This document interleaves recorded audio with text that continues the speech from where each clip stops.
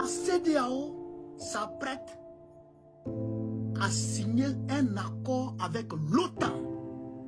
Écoutez très bien, là on rentre maintenant dans la phase sérieuse de notre conférence.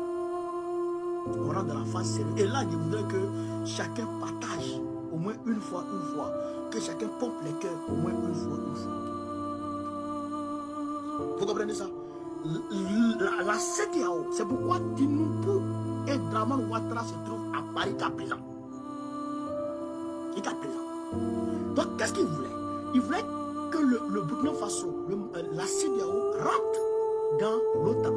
Comme le Burkina Faso, le Mali et le Niger sont suspendus de la CEDEAO, eux, ils n'allaient pas participer.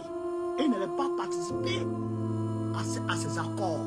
Et donc, ils allaient être entraînés dans l'accord, mais ils ne seraient pas partie prenante. Vous comprenez ça? Donc, eux, ils allaient être entraînés par la CEDEAO dans l'accord.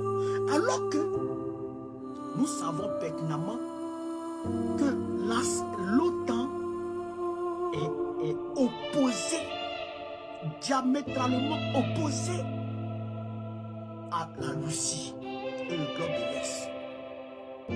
Vous savez ça au moins? Vous savez que l'OTAN est opposée à la Russie.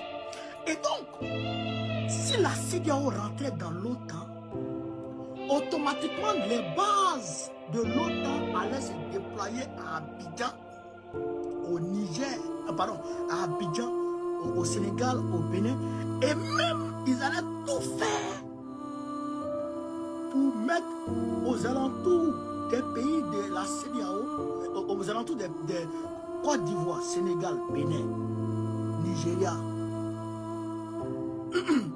Sénégal, tout ça là, ils vont mettre des bases de l'OTAN là. En réalité, quand on dit les Américains ont mis base de drone, en réalité c'est plus base de drone, c'est base de l'OTAN. Vous comprenez? C'est base de l'OTAN. Parce que si vous réfléchissez, quand Anthony Blinken était parti au Niger, où il a rencontré Bazoum, il avait dit